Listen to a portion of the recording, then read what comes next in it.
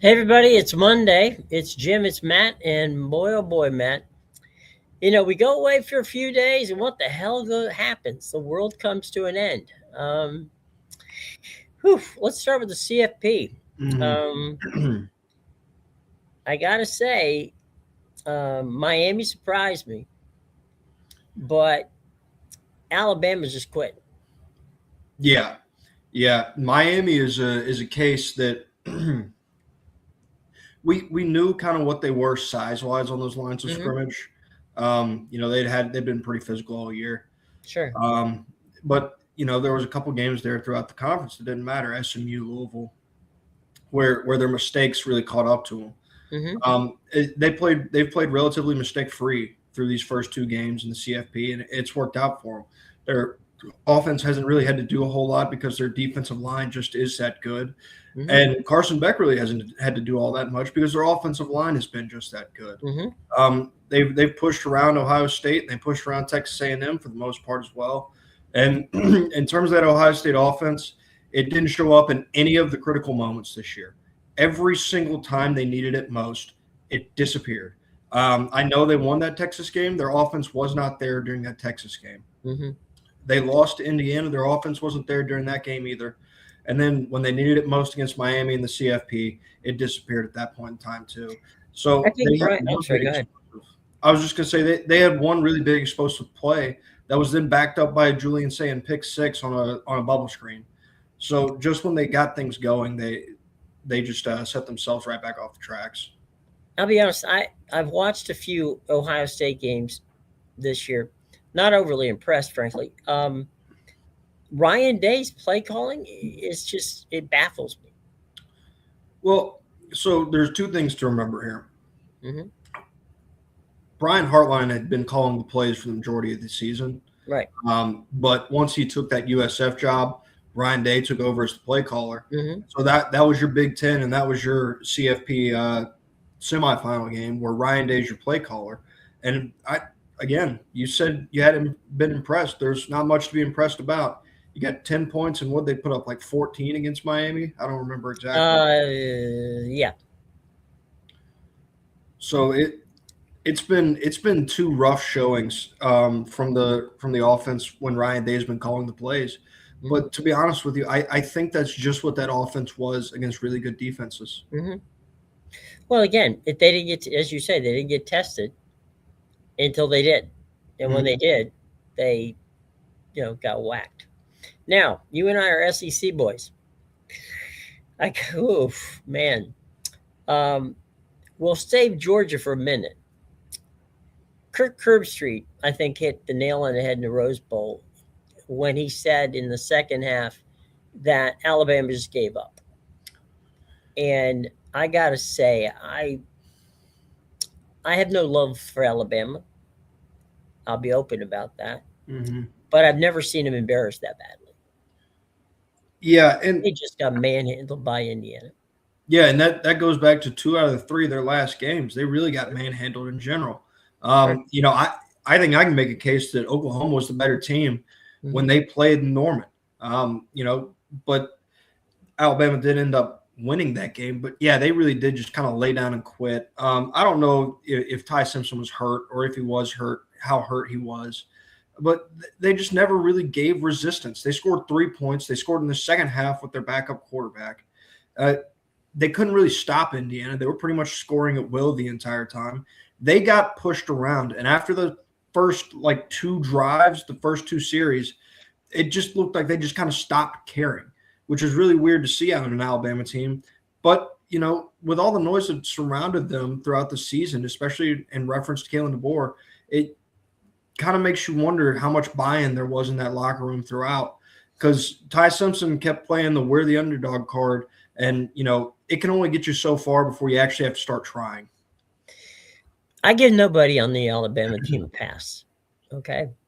We're talking about 27 5 and 4 star players on that team. We're talking about they played against an Indiana team they didn't have one. So if you want to quit, quit. You know, transfer. You don't like the coach, leave. Okay. I'm tired of getting blaming it on Kalen DeBoer, blame it on this, blame it on this, not Nick Saban. That's crap. That is total crap. You either want to play football or you don't. And Alabama in the last 3 games were outplayed by everybody they played. And so there is a time when, even Paul Feinbaum's going to have to come to Jesus moment when Alabama isn't Alabama anymore. Okay. And that is why, probably to a great extent, that Nick Saban left, because he knew these kind of things were going to happen. It wouldn't happen. I don't know that Alabama would have gotten blown out badly by – they had lost Indiana, but they would not have been blown out had Nick Saban on the sidelines, because he would have probably dismissed half the team before he'd had them on buses going back to the hotel. But that was an embarrassment, an absolute embarrassment, and an indictment in many ways. And this is not fair, but it's true. An indictment on the SEC. Yeah, and it's a game where you look at the Miami and Ohio State spread. Maybe the odds makers just kind of missed on some of these games. Sure. The Miami and Ohio State spread was 9.5 points. That Alabama Indiana spread was 7.5. Right. And those were 2 wildly different games where Alabama didn't look like they had a shot, and obviously Miami took care of their business. And so it makes you think, like, where's the mystery? Because they weren't – like, Indiana didn't just absolutely out-talent Alabama at all. Like, that just wasn't going to happen, just based on the guys that Alabama has on that roster and the total makeup of the roster. 4 and 5 stars littered throughout. We talked about it. But Indiana is the better coach team. Like, that, I don't think that's any debate at all. What Kirsignetti does in terms of their pregame prep and really being ready for an opponent, and even their in-game adjustments as well. It's probably the best, if not the best in the country right now. And they handled them. And part of the reason they handled them is because all those 4 and 5 stars on Alabama's roster maybe started looking other places. Think about this. The coach who's got the number 1 team in the country, James Madison. He came to them from James Madison. Indiana hasn't been this good in not just a decade, in a century, of playing college football. He's there. He likes being there. He likes the way that he's coaching. And he looked after the game at the Rose Bowl almost as if he was the losing coach. There wasn't a lot of it, and he kept saying, this isn't done yet. We won a game, but we still have games to play. And so he wasn't buying, he wasn't raising the trophy and jumping around. He was like, okay, business here, done. Check that off the list. Next shot, we got to face a team in Oregon. And let me just say this. Stop it, Big Ten. Stop Big Ten. This is not this. They keep saying, well, we had 2 Big Ten teams in there. Yeah, no, you don't. Oregon is a Pac-12 team. Okay. Dan Lanning coached them in the Pac-12. Yeah, fine. They came into the Big Ten, but let's be honest. They do not get the money that all the other teams get. They came in on half deals. Okay. And they recruit and play like they're still playing in the Pac-12. So no, I'm not buying it. I'm not buying that are they in the conference? Yes. Are they run like the other conference teams? No. If they were, they probably would be terrible. Dan Lanning's running this team with a predominantly, West Coast recruited team. So I'm not buying it. Sell me all you want to. Big Ten, no. There's not 2 Big Tens here. We got a Pac-12, we got a Big Ten, we got an SEC, and we got an ACC. We got no Big 12, which doesn't surprise me. But that's what we got in the Final Four. Yeah, I did have one of my friends did look at me this past weekend and say, well, the Big Ten's got 2. Like, what? I said, no, they got 3. He said, what do you mean, Indiana and Ohio State? I was like, no, Oregon is also in the Big Ten. It's like, I don't even think for most, I would say casual people, or really more on the outside looking in, that Oregon registers as a Big Ten team still. Right. Okay, we have to. Ohio, Ole Miss in Georgia. You had a great article, great column. I strongly recommend people take a look at it. Objectively, looking at what happened in that game. And boy, I'll tell you, I got to say, excuse me, Trinidad Chambliss, what a fun kid to watch play. Mm-hmm. Yeah, I'll start with two more overarching things before I get into the specifics of this game. The first off is Sean McDonough deserves all the due credit in the world. I heard know that, he yeah. won the what was it? It's like the NHSA or something like that, Sportscaster of the Year for 2025. Right. Absolutely deserved it. Did a fantastic job on that game on Friday night. Thursday night? Thursday night. No, Friday. What was it? We were talking. No, Friday night. It was okay. I'm actually looking at it. It was Thursday night. Was it? Oh, he's in Miami. He did Miami. No, Miami was on Wednesday. Right, but oh no, all right, yeah, you're right. I'm getting my days screwed up here because that's New Year's Eve and then New Year's fine. Yeah, you're right. Yeah. So he did a fantastic job on that. And he also still has a feel for the moment where he's talking about at the end of the game, like just get it in order. We know the outcome of this thing. Like let's end it, not have this be the way that this game ends, just the way that it went about. And the second is, and it's an overarching theme in football. I talk about the scheduling and how that needs to change. This targeting rule makes no sense. It makes no sense at all. And I'm not even sitting here like I'm not going to lobby that Georgia lost the game or anything, like that it was a critical call or anything.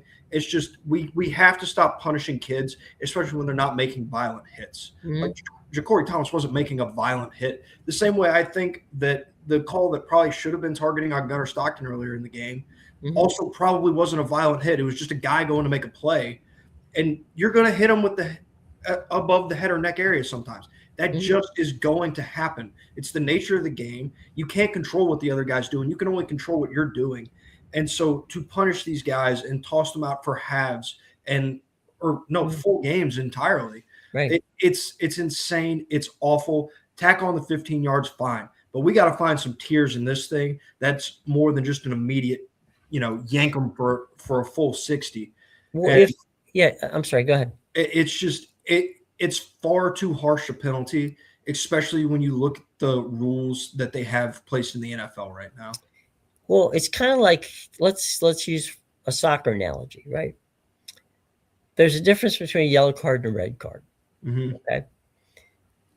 How many times have we seen guys get targeted when, the defensive back is taking the angle, he's running at the guy either slips or somebody else gets him before he gets there, and all of a sudden, as he lowers to tackle him, which would be the way you tackle somebody, by that time, instead of getting him where he thinks he's going to get him, which is right about the top of the chest, he ends up hitting the guy either shoulder height or helmet on helmet.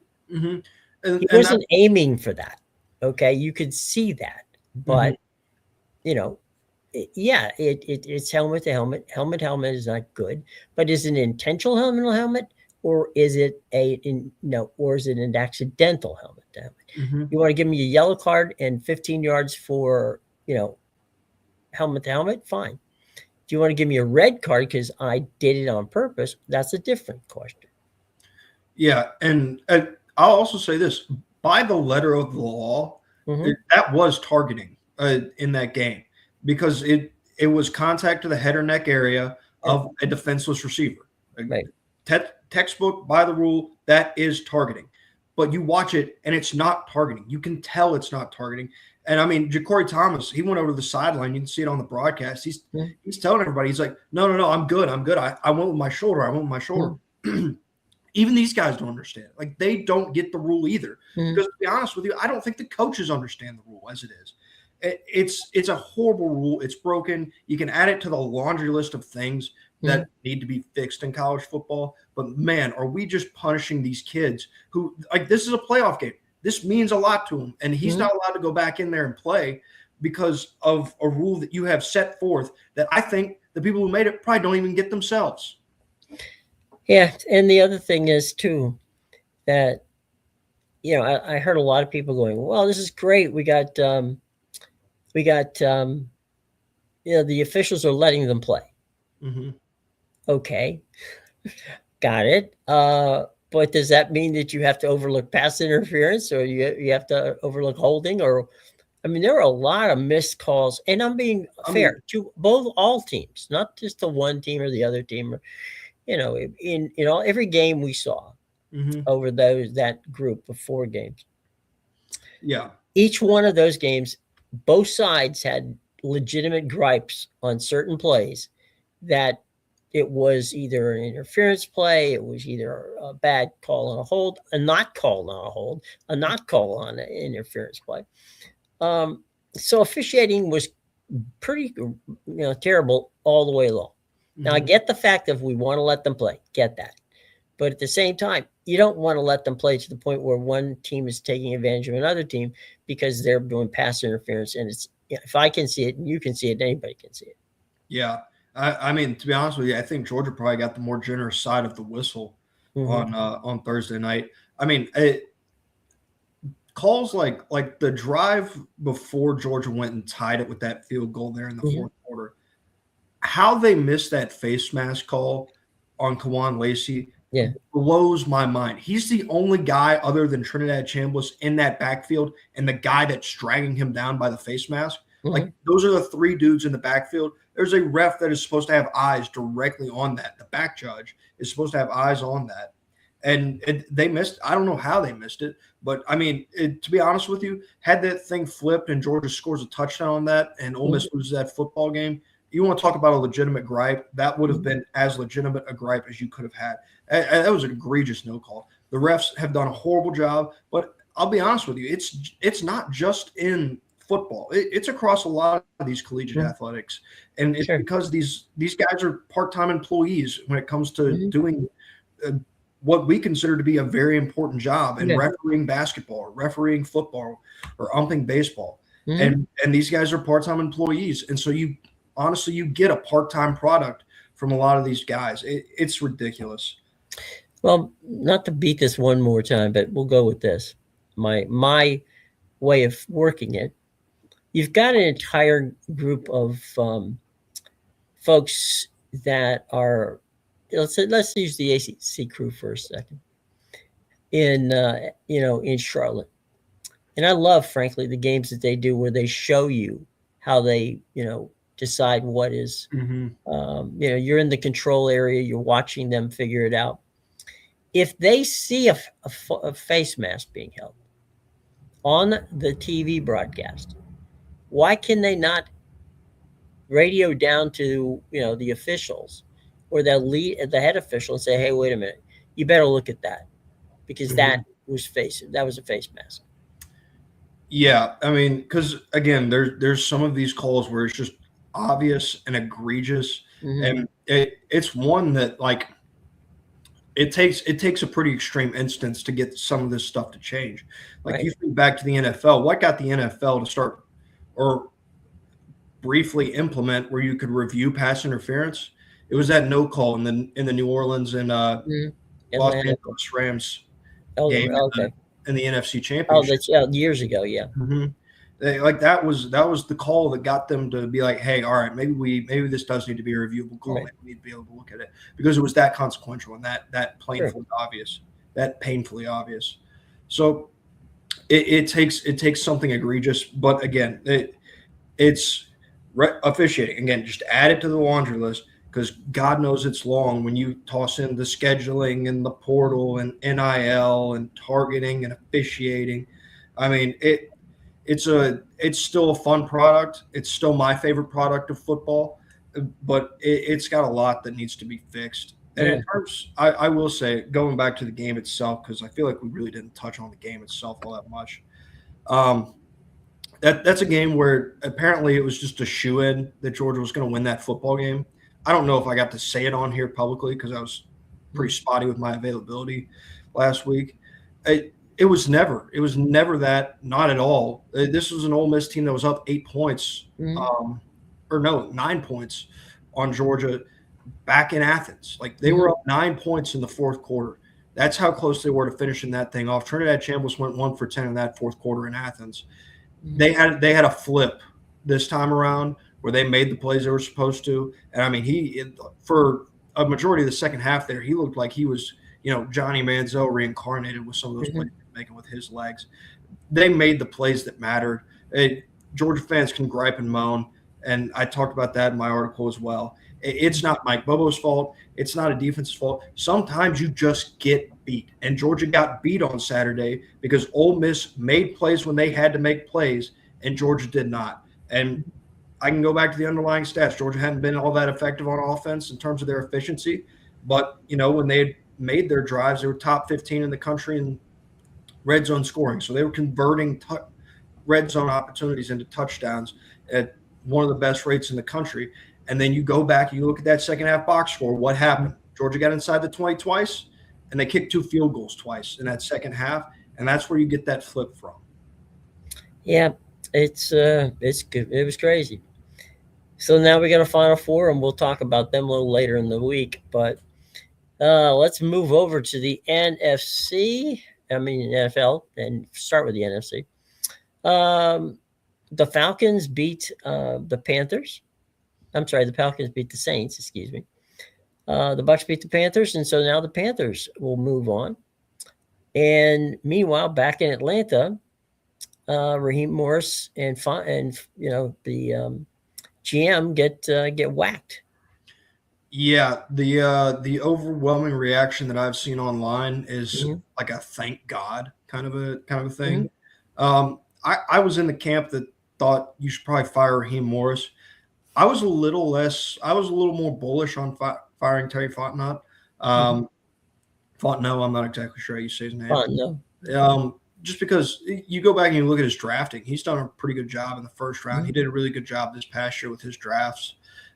They've done a really good job drafting. They just haven't found a steady presence at the quarterback position in his time there, but he's built a really good roster.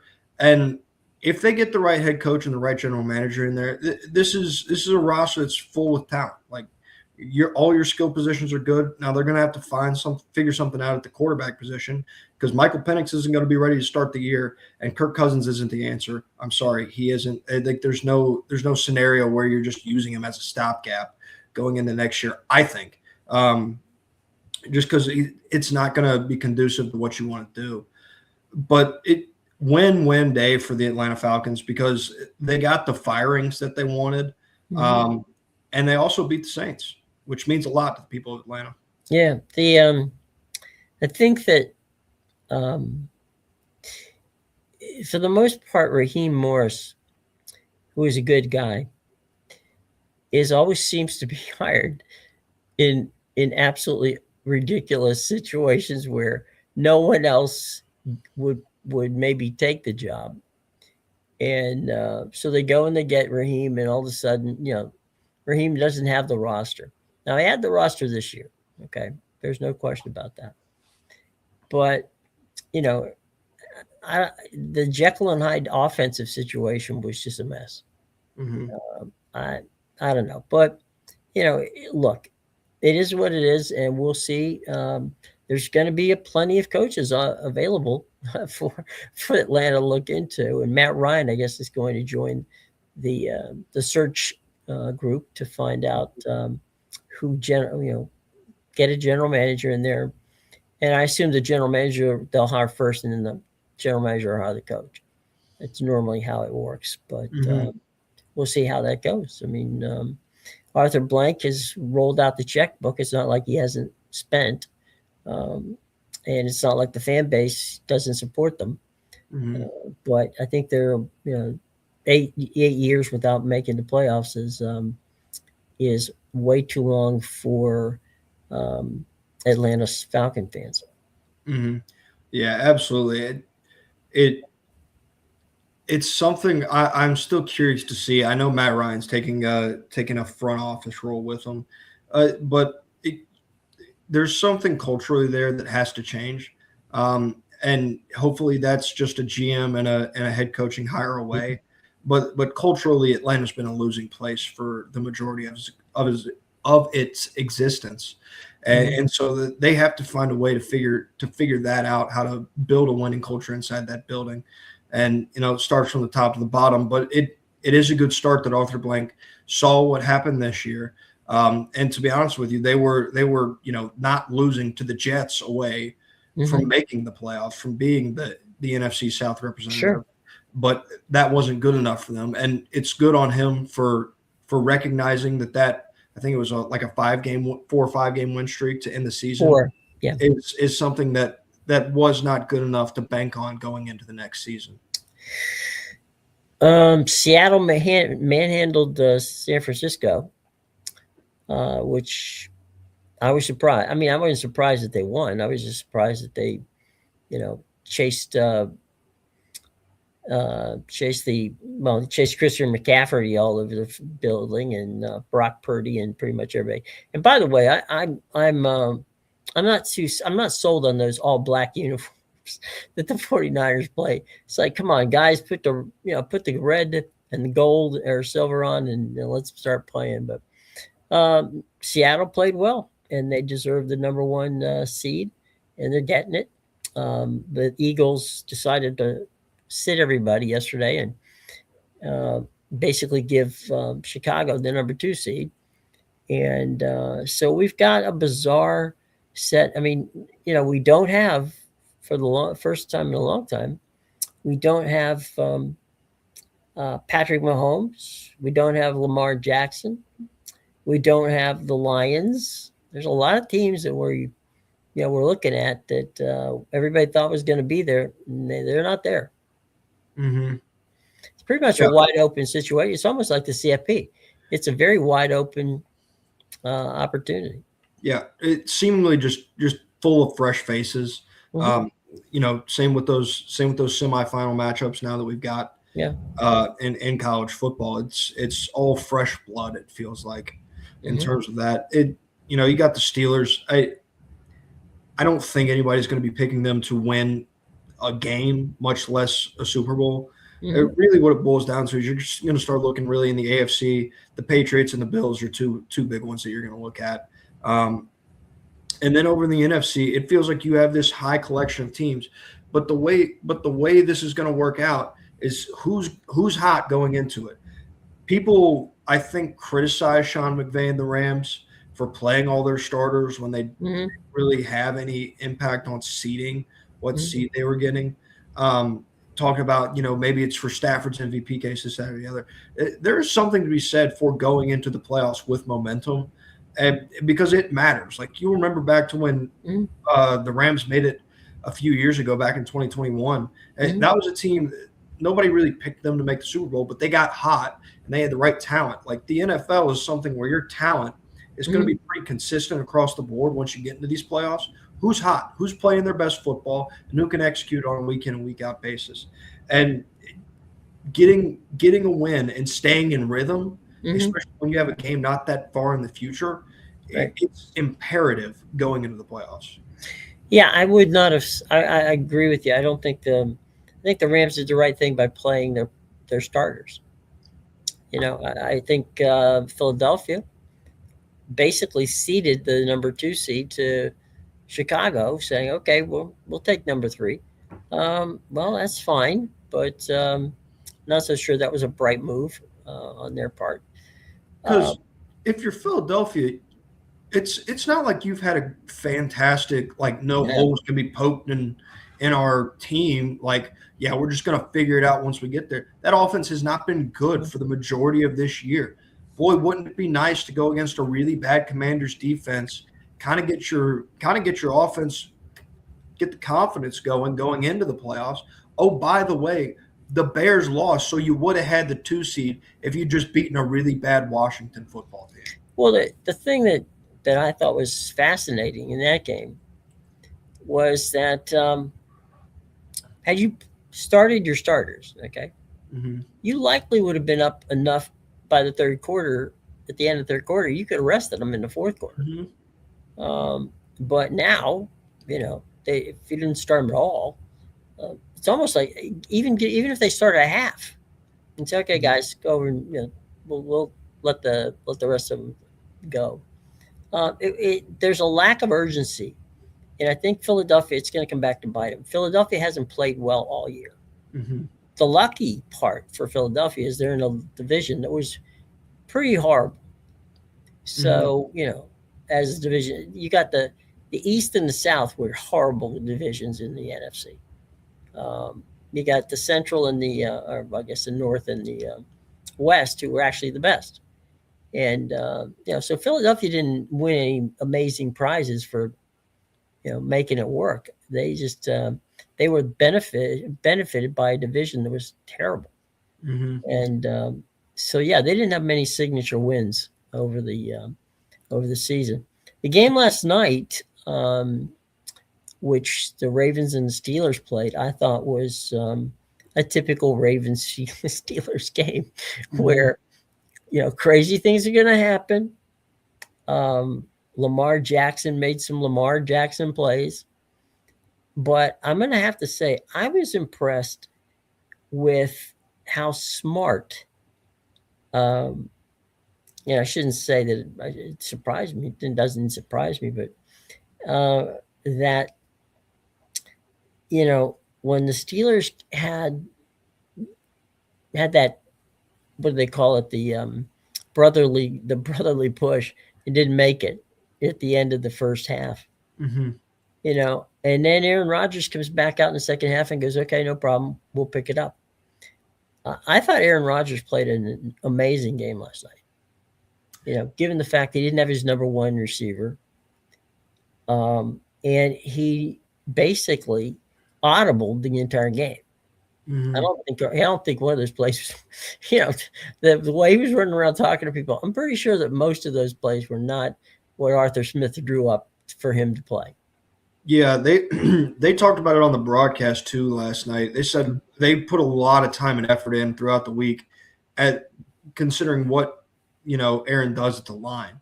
Mm-hmm. They talk about it because he knows what looks to get him into.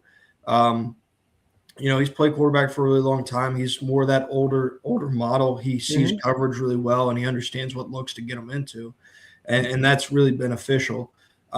He played a really good game, and that is the one thing that I do wonder about this Pittsburgh football team going into the playoffs is, and I think, you can correct me if I'm wrong, I think they get DK Metcalf back for this game.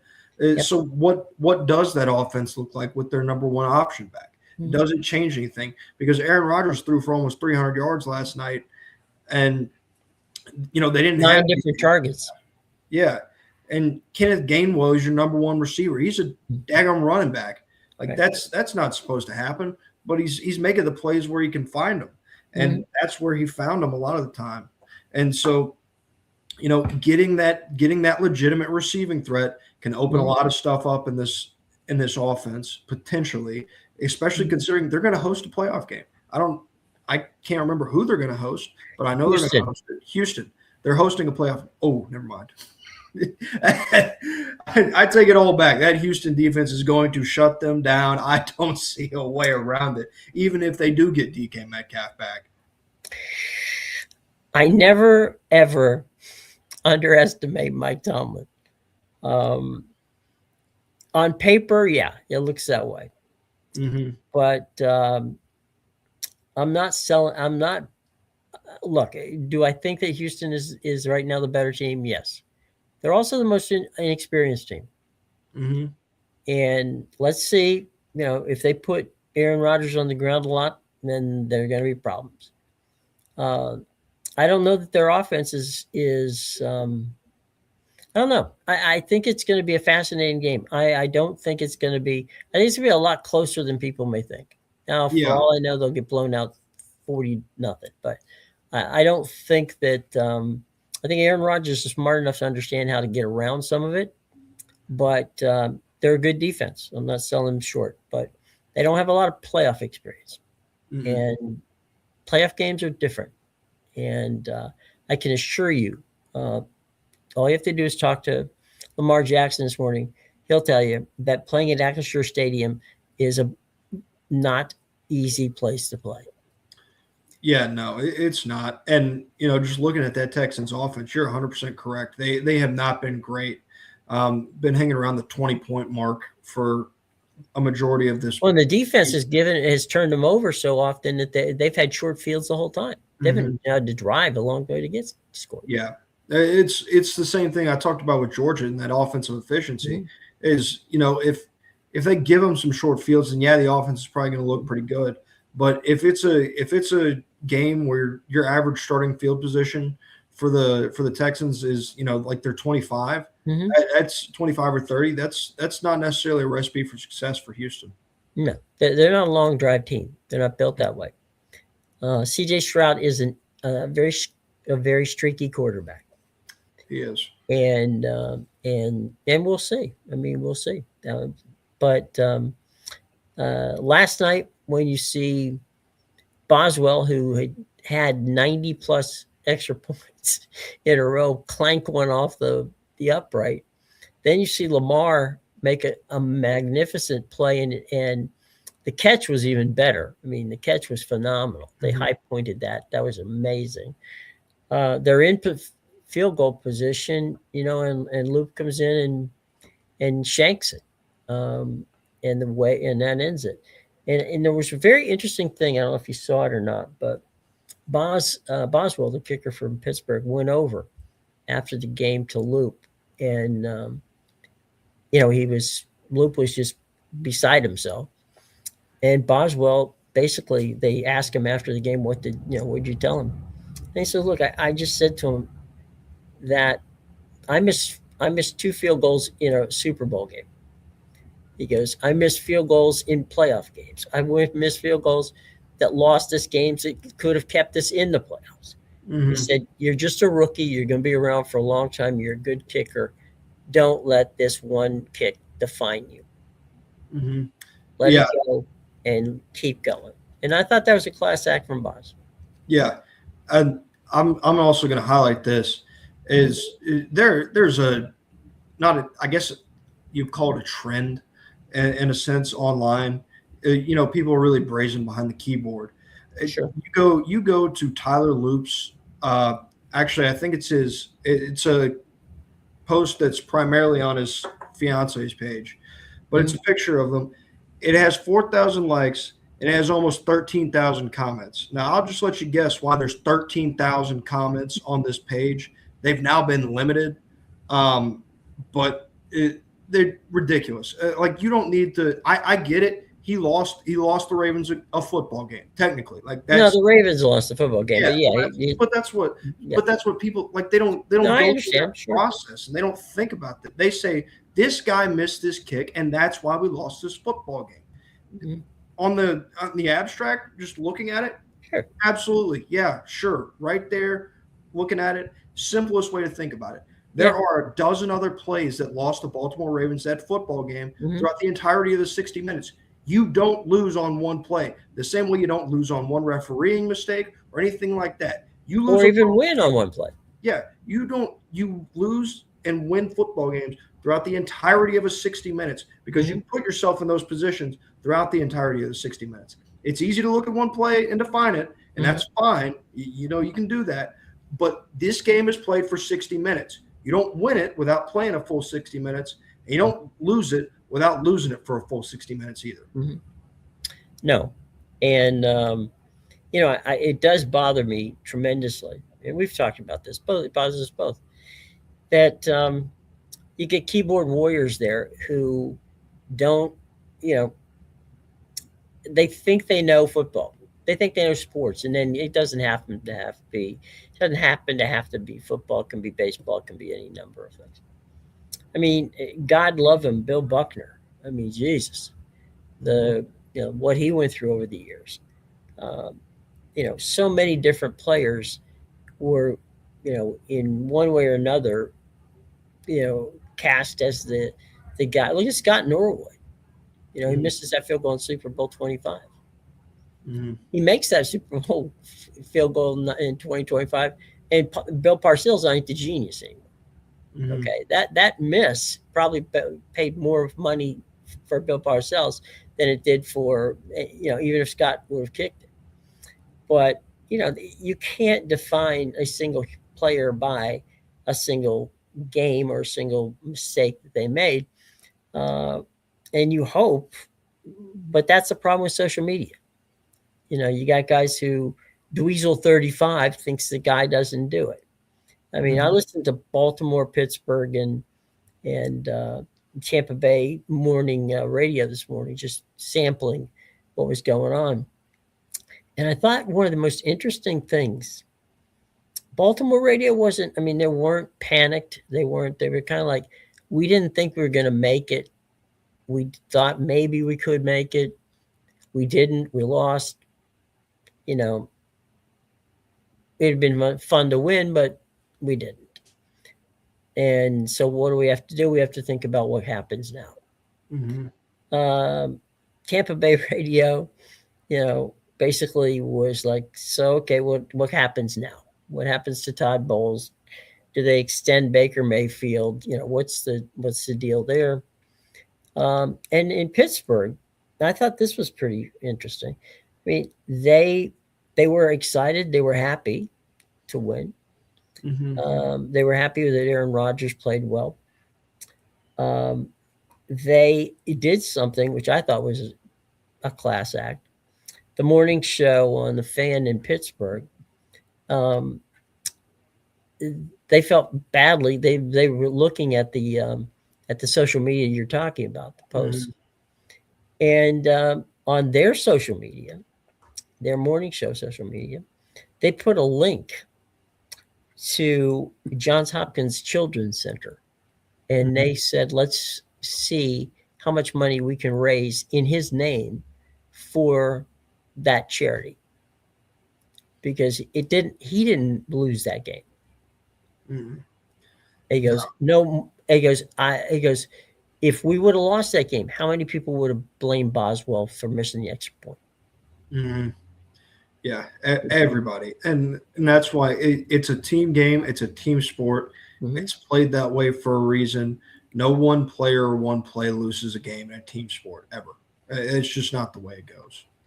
Yeah, and Tomlin in his press conference was that way. He said, look, he said, he goes, within a matter of a minute and 37 seconds, we went from, oh my, so how did this happen, to, oh my, we won. It's just the game. Just the flow of the game was such frenetic in the fourth quarter. He says everybody was running around because there were plays we didn't make. There were plays they didn't make. He says there were points we left off on the field. He goes, we scored that touchdown before the half, and we come back out because we're not talking about that field goal miss today. He said, or the extra point. And I'm sure Harbaugh was the same in his conference, talking about different. Each team left points on the board, and it could have gone either way. And it's a typical Steelers-Ravens game where, they're almost always a one-score difference. And so there you go from that standpoint. We're coming close to the end of our time here today. Over the weekend, from New Year's all the way through yesterday, and we saw a lot of football. Is there anything that you saw over the weekend that struck you in a way that encouraged you or discouraged you, or what? I'll say going back to that Georgia and Ole Miss game, because just to be honest with you, it's just the one that I know the best. Sure. I was really impressed with how much better Ole Miss had gotten throughout the year. There was this talking point storyline, and I know I fed into it because I from what I saw, it was true as well, where this Georgia defense had gotten better throughout the year, and that was true. But apparently, when Lane Kiffin left, the Ole Miss Rebels were just no longer allowed to become a better football team. I didn't get that at all. They did a much better job throughout that game, especially in the second half, of stopping the run.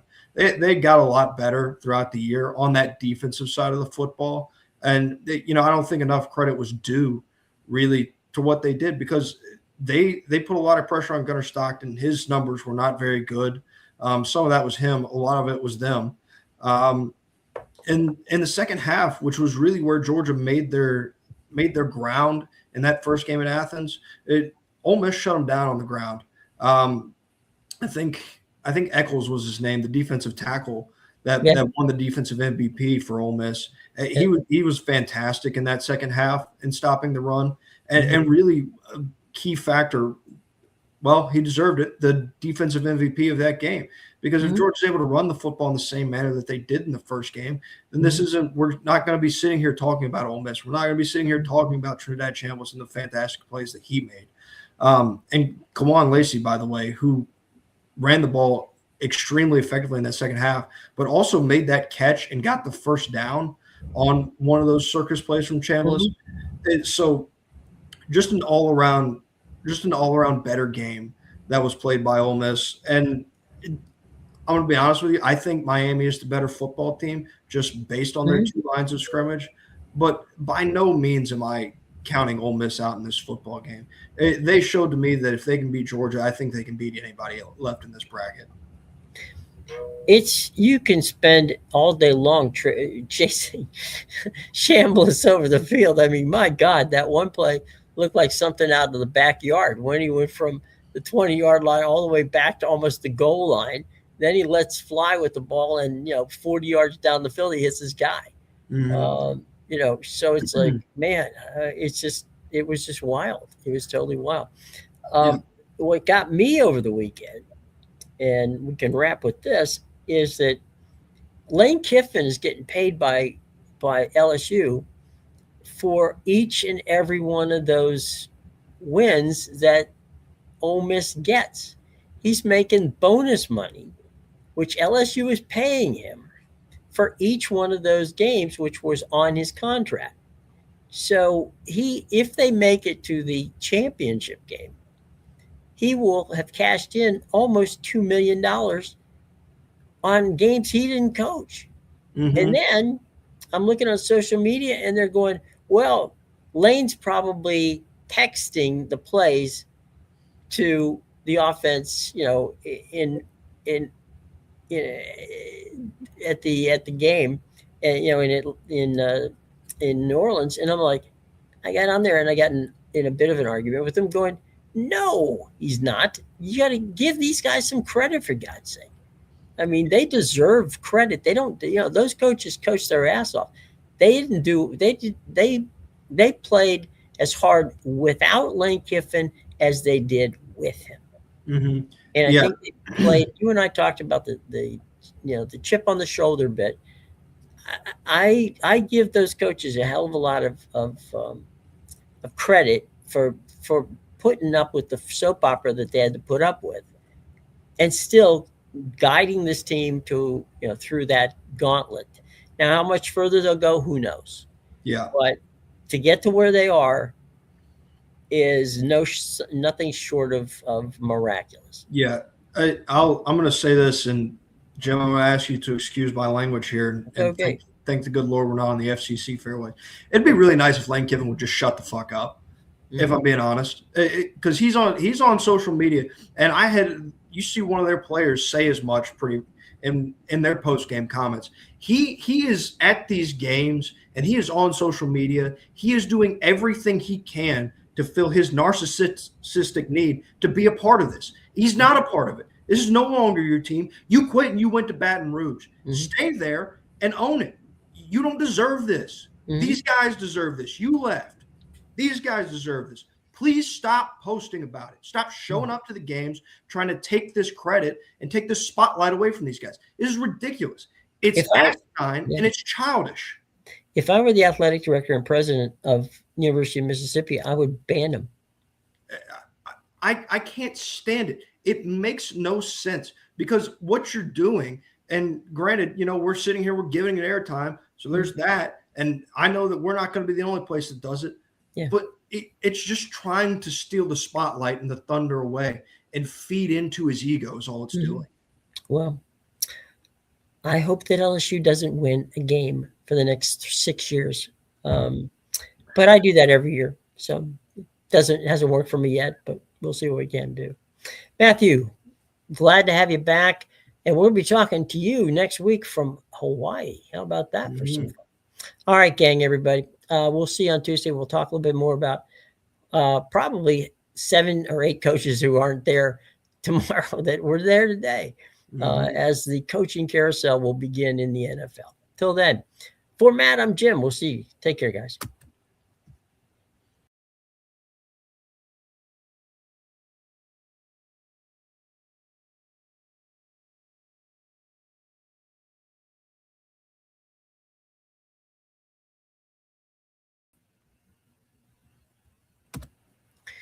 Okay.